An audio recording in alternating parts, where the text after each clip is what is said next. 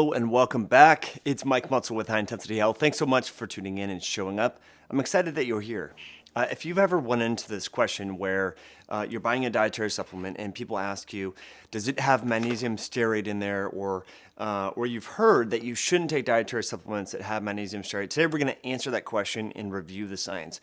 I was walking with a friend of mine today, Dr. Ben Lynch. Every Tuesday around 12, we go for an hour hike. And we're talking about the importance of just being honest and telling the truth, and how sometimes in a lot of different industries, including the dietary supplement industry, the nutrition industry, sometimes people aren't the most truthful. And him and I both agree that it's really great to just be transparent, to be truthful, to be honest, and not use shysty marketing schemes to, leverage your product or service or, concept or whatever. And so today I want to share with you the science that I've learned about magnesium stearate. And for some of you that may not know about magnesium stearate, maybe you've never heard of it before, maybe you're not sure, it's a lubricant commonly used in dietary supplement manufacturing. And lubrication is needed in supplement making, just like it is needed in cooking and other things, to prevent sticking, to prevent adhesion, friction, and to prevent heat.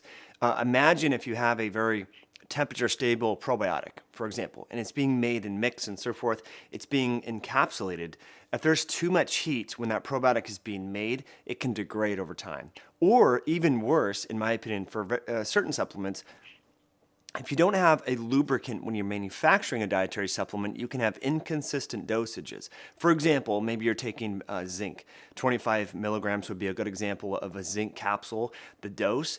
Imagine if you were taking a zinc capsule and it had 100 milligrams in one capsule and 12 milligrams in another, and you were only trying to get maybe 25 or 50 milligrams of zinc per day, right? So you want to have within a 95% variance in a dietary supplement, whatever would be on that label claim. And so this is why a lubricant is needed. So in the supplement industry, there's one lubricant is calcium laurate, right? So it's a calcium molecule bound with lauric acid. Lauric acid, I believe, is a 14 carbon length. I could be wrong, could be 16. And then we have magnesium stearate is commonly used, and just stearic acid is used as well. Certain supplement companies have made it their business model to go out and say that magnesium stearate is this toxic substance, that it's poisonous to your immune system, that it's problematic. And so, of course, they have their solution is magnesium stearate-free dietary supplements. Now, it's just a few companies. And the impetus for this video is I'm going to a naturopathic conference in Toronto this weekend, and I know I'm going to get this question about magnesium stearate from a lot of the doctors. Just want to make sure my microphone's on. Okay, it's good. And I get this question a lot from naturopathic doctors because one of the companies that's made a big stink about this magnesium stearate issue is a big naturopathic line. Okay, they're very popular amongst naturopathic doctors, and so I get this question all the time. And these doctors are as confused as the doctors were, after I was made aware of this back in 2010, I was concerned about magnesium stearate myself, just like the doctors, just like yourself, because my wife was pregnant. And this was, in 2011, 2012. We had our baby Inez in June of 2012. But anyway, long story short, she was taking a multivitamin supplement that contained stearic acid, right? Wow, my gosh, like most people, some people would be scared of that. And so I wanted to go into the research and actually see, is this stearic acid stuff that we've been hearing about so much, my dogs are barking, sorry, is this stearic acid stuff that we've been hearing about so much, is it that toxic? Hold on, guys. I just want to make sure that everything's okay with my dogs. Because I heard give me 1 second. I heard a horn go and all this sort of stuff. Just want to make sure we're good. And it looks like we're good. All right, I apologize for that. This is live video. That's why I do these live videos, because they're more authentic. So anyway, long story short, my wife was pregnant. I wanted to make sure that we're getting our baby Inez, her good nutrition. So I did the research on stearic acid to see is it really toxic? Is it toxic in nature? What foods contain stearic acid?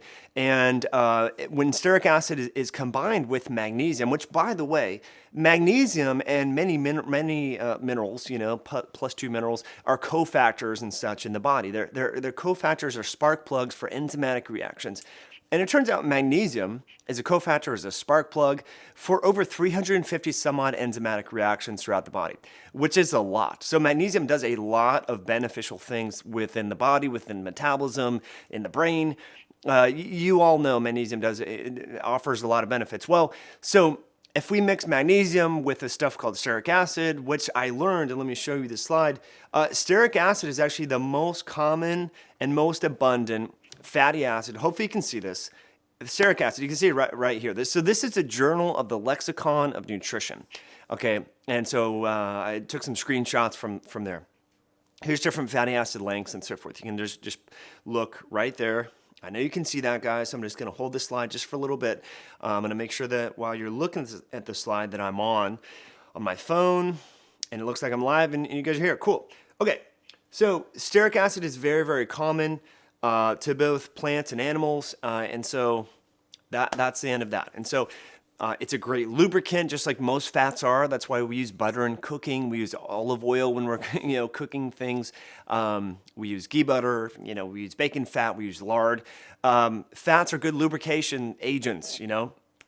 And as for those of you guys just coming on, fats are needed in the dietary supplement manufacturing process, so that when dietary supplements are being mixed and encapsulated, there's not as much friction or heat created, and there's a strong dissolution, meaning so that one capsule to capsule, there's not a great variance in the concentration of nutrients, okay?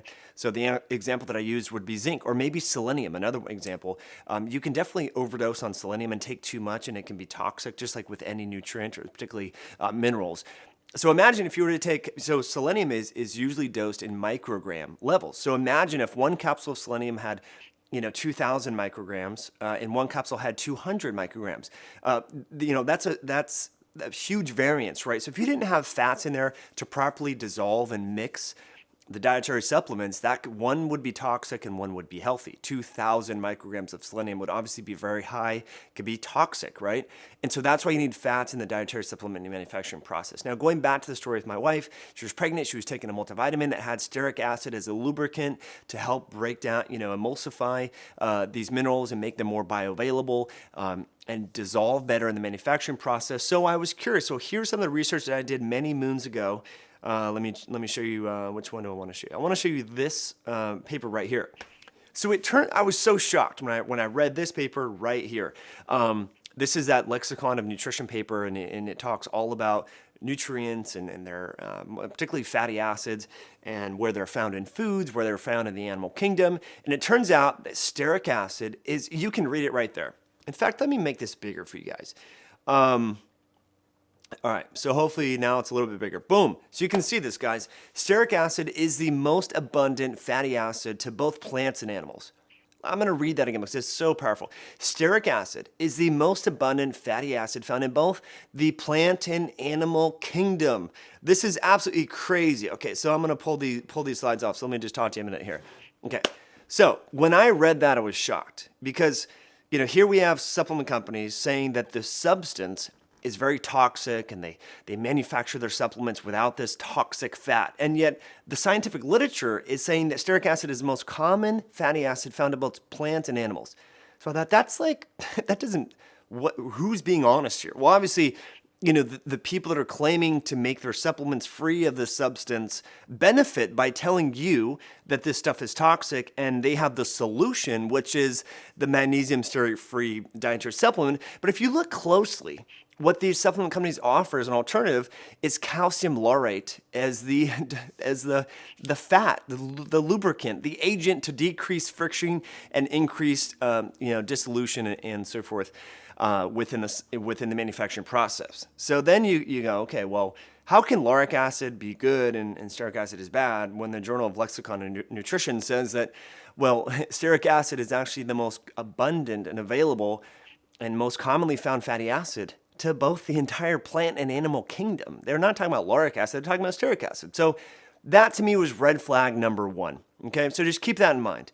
Whenever someone tries to say something to you, you want to go back and be able to look at the research and find what the data is actually showing. So then I want to find out if other natural substances that we consider health foods, if they had stearic acid in them as well. So that would be like icing on the cake. That would confirm to me, and you'll be maybe surprised, maybe not so surprised what I found. But it turns out that breast milk and cord blood, let me see, which study is this? Okay. So yeah, breast milk. It's what percentage of it is about 5 to 6 grams of stearic acid in breast milk. Okay.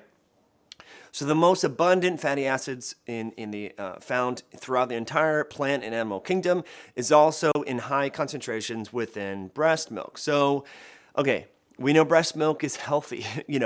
Outside of potentially the fact that women breastfeeding may have high levels of endocrine disrupting chemicals and toxins if they have those, in their diet and their environment, and it may be a source of toxins for the baby. But by and large, breast milk is very, very healthy. I've never met a doctor in my entire life that would say that breastfeeding is not a good thing to do. Everyone agrees unanimous across the board. Breast milk is healthy, okay? And we also have human clinical studies that show that breastfed babies compared to non-breastfed babies have better immune systems, better gastrointestinal development, better gut-brain development. The list goes on and on. Higher prevalence of being lean throughout life. Kids that are not breastfed, have a increased risk of being obese and diabetic and have asthma and allergies and all that. So breast milk's healthy. It turns out that, guess what? Breast milk has a lot of the stearic acid stuff. So that's red flag number 2. How could this substance that's found in a lot of plants and a lot of animals and in breast milk be bad for you? Okay.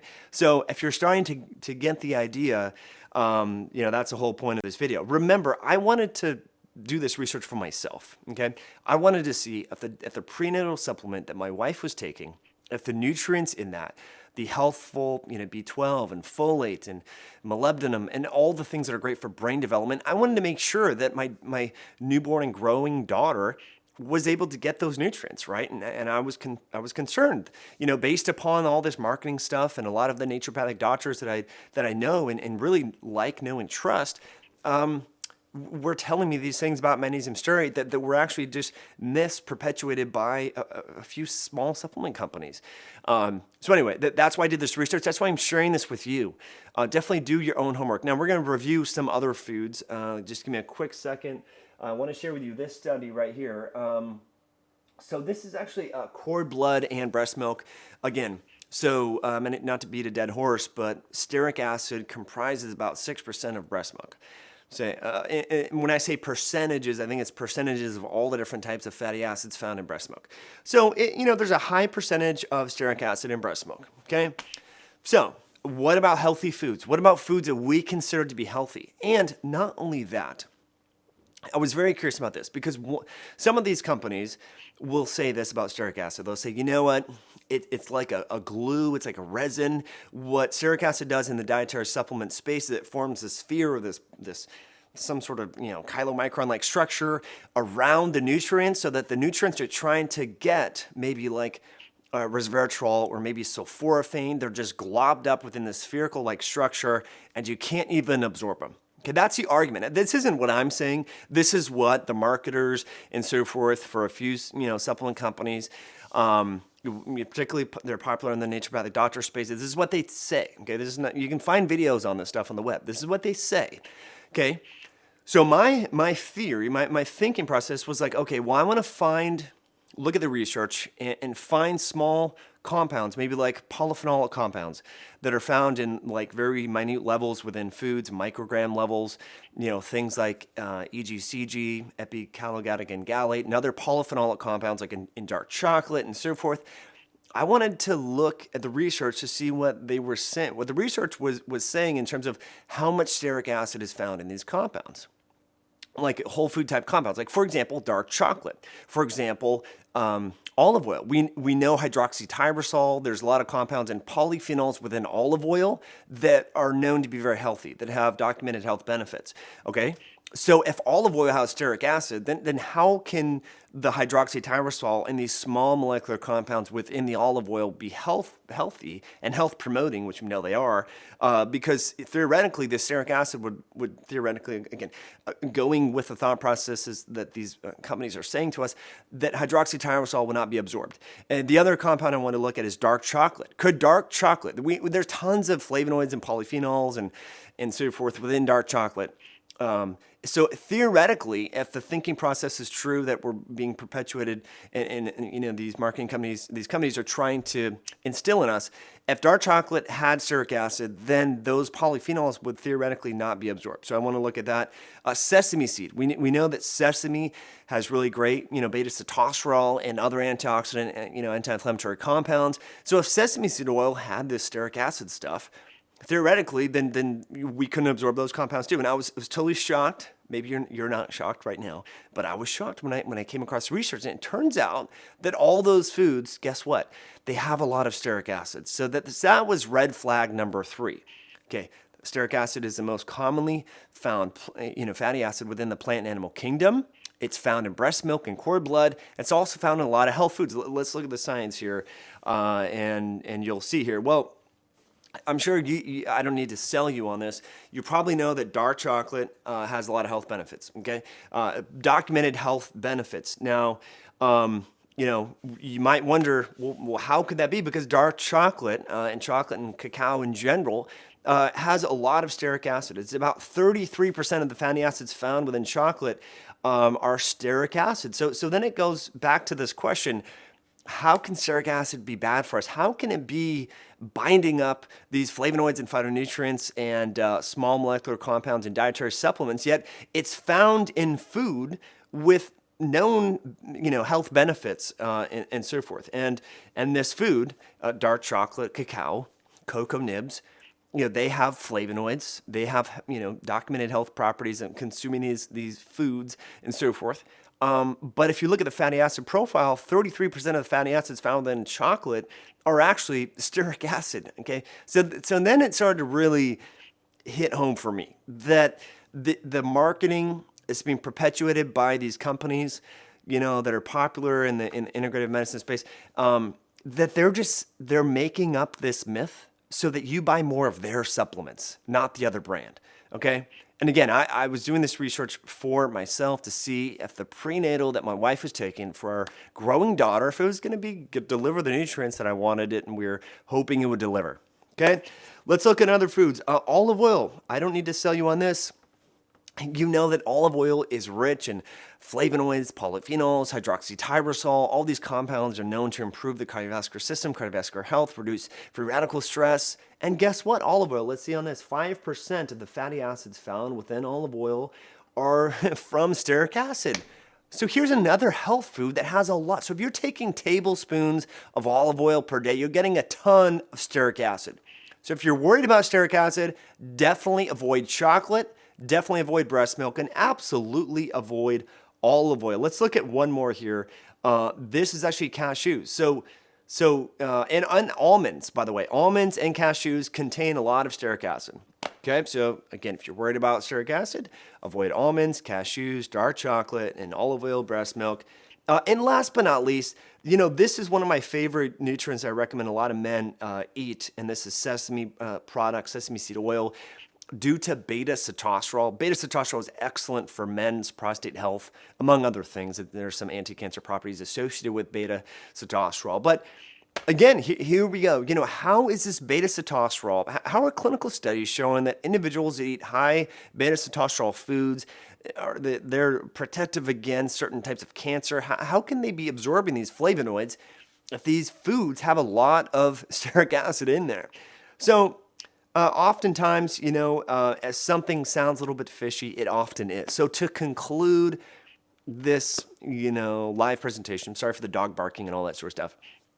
To conclude this, stearic acid, the most common and ubiquitous fatty acid known to both plants and animals, okay? It's found in very high concentrations in breast milk. Let me just pause there. When I say high concentrations, within a dietary supplement, your capsule fill weight is around 750 at most, maybe up to 850, 900 milligrams. It depends on the type of capsules. There's there's zero capsules, double zero, there's double zero elongated.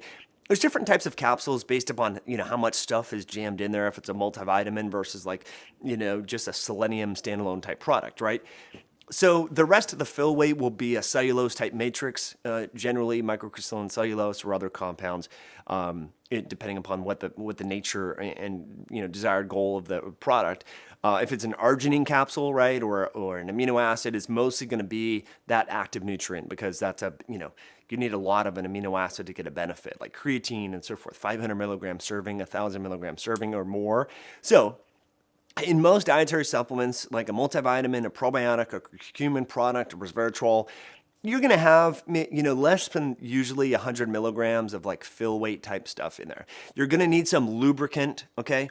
So those lubricants are going to make up usually less than 5 to 10 milligrams. I mean, we're talking a small amount of lubricant. It's just needed, again, during the manufacturing and the encapsulation process. The lubricant is needed to reduce friction, to reduce heat, and to improve dissolvability, or what's known as dissolution, so that there's little variance between the bioactive, or little variance among the bioactive nutrients from capsule to capsule. The example that I used before was selenium. You don't want to take 2,000 micrograms of selenium. You just maybe want 100 to 200, right? So you don't want a huge variance away from maybe 100 or 200 microgram serving, because too much can be very toxic. Copper would be another example. Excessive levels of copper would be bad news bears, right? So you need things like ascorbyl palmitate, palmitic acid, stearic acid, magnesium stearate. These are all lubricants commonly used in the manufacturing process to make sure that the friction, the heat is low, and there's dissolvability. Okay? So what we've found out through this video is that stearic acid is widely available, plants and animals. Okay, it's found in breast milk, it's found in dark chocolate, it's found in olive oil, almonds, walnuts, sesame. It's found in a lot of healthy products, a lot of healthy natural compounds that also, guess what? Here, Deanna's just stepping in, so you're gonna see her. These compounds also have flavonoids and small molecular compounds that are health promoting. And so if the hypothesis was such that stearic acid found in supplements creates this spheric chylomicron-like compound and preventing you from absorbing the desired bioactive, that's really bogus. Because what we see in nature with chocolate, what we see with olive oil, we see with walnuts, we see with a lot of these, in sesame, we see with a lot of these natural compounds, there's both high levels of flavonoids and high levels of stearic acid.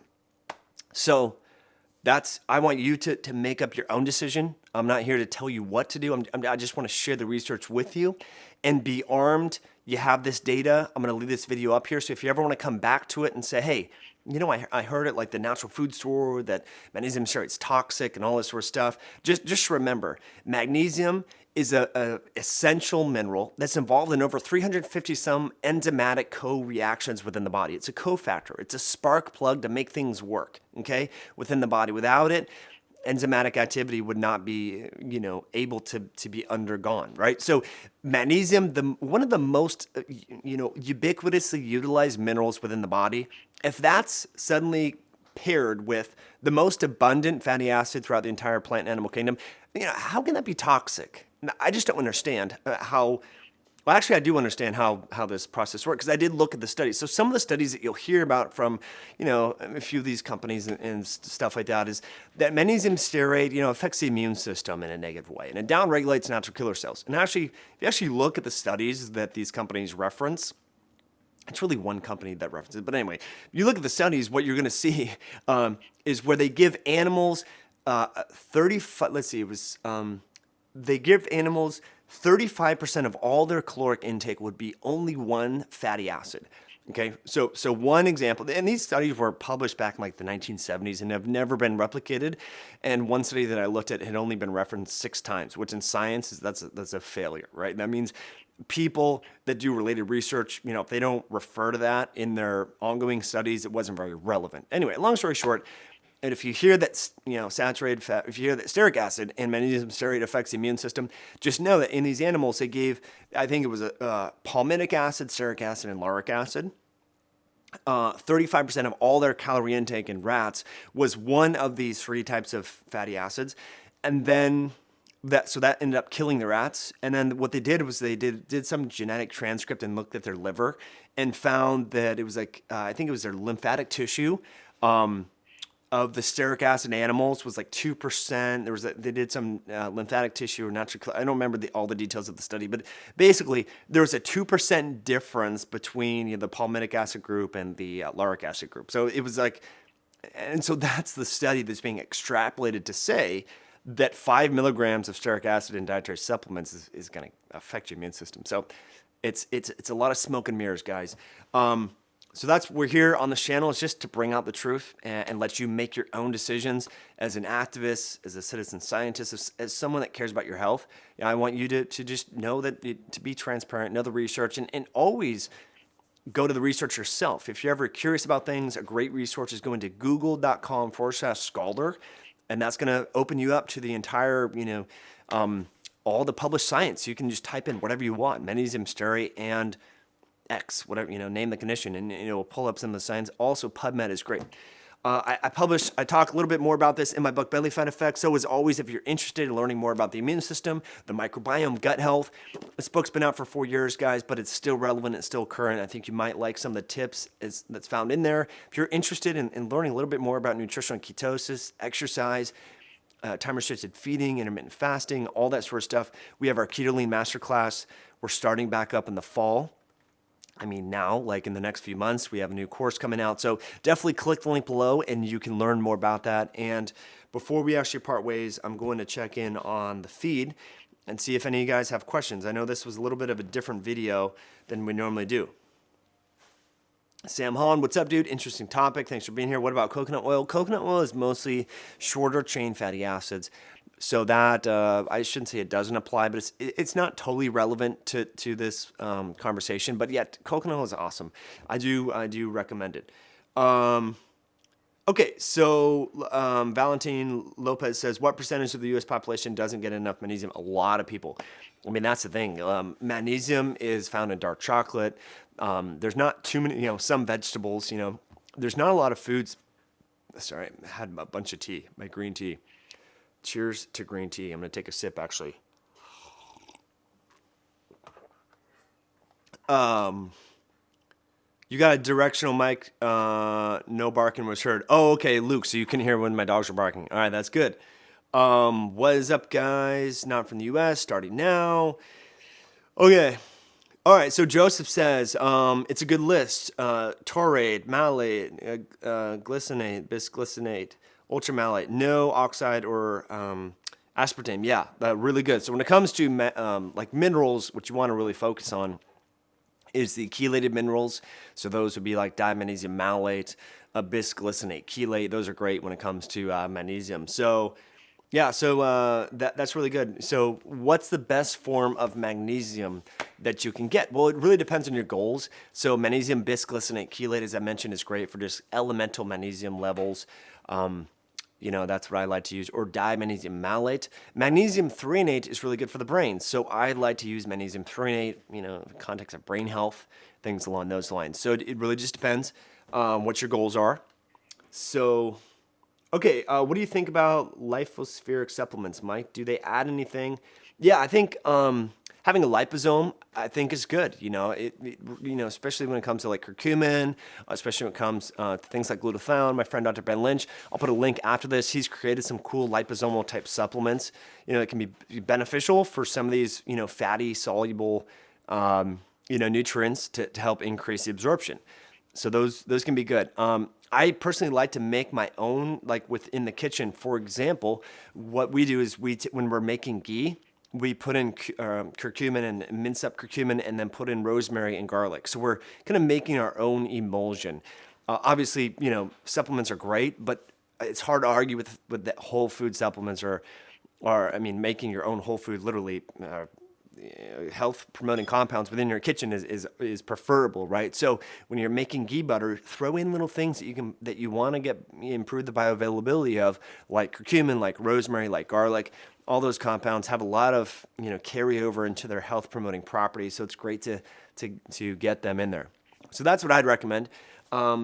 Let's see what else. Magnesium threonate. I don't know if I recommend it, but it's good for the brain. Optimag threonate from Zymogen is awesome. So click the link. I'll put that in after.